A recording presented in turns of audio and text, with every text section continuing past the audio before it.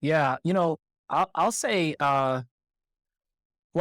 generally speaking, and this is one of the trends that I'm seeing in the general population. Of course, like I'd love for us to also touch base on youth, right? In Mhm. mental health, but generally speaking, one of the things that I'm noticing is this trend of us just working extremely hard right now. It's almost as if after COVID, people are working to make up for time, or or what happened is during COVID, we had to take enough of a break and pause that now we're actually noticing how hard we've been working, and how hard we're going. And so it's the constant conversation I'm having with clients in my office. Is this idea of not to not taking information that your mood and mental state is trying to give you.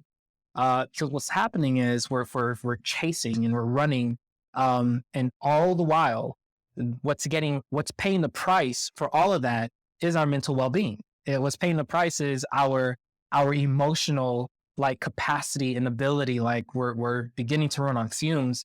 So I've been talking a lot about a mood and mental state. I've been working on and developing this concept called mood first productivity, and it's this idea of like instead of starting with your to do list of everything you have to do in that day, especially in the moments where you get lost or the moments where you need to get started for the day, tune into what your mood and your mental state is saying.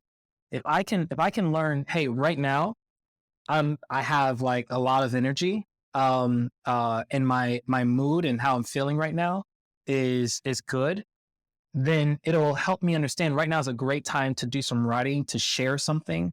Right now is a great time to like get with people and just like live inside of that space. And if you follow that momentum, you can kind of find yourself in a state of flow, but also really respect the flows, the ebb and flows of who you are, how you're feeling authentically in any given moment. That's really interesting. Yeah.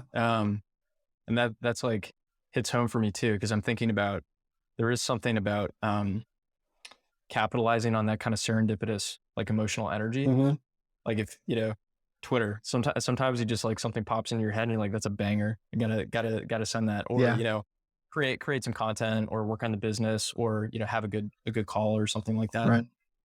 Whereas it's very easy because you can be plugged in all the time. And my co-founders and I think struggle with this, is not creating perhaps the space necessary to let those serendipitous moments like arise. Yeah. You can just be plugged in all the time. Yeah.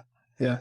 It's right on. And I think that is, I think that's where the slippery slope happens for us, where we find ourselves at a point where it's like, I don't know how I lost like control of all of it. All I know is I'm burnt out.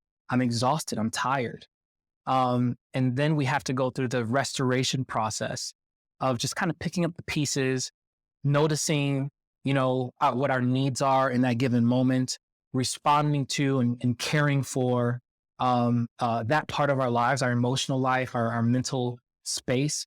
And so, yeah, and so it's been I've been really running hard about like writing about this idea. And I mean, I'm currently putting together a Skillshare class on like, hey, this is how you can build this kind of platform to start with your mood and your with your mood and your mental space, and let that naturally flow into the options of what would best complement where you're at, and kind of live in the moment as opposed to forcing my mood and my mental state to do. I got to get this checklist done. I don't care how I feel right now. I've got to Yeah. force it through.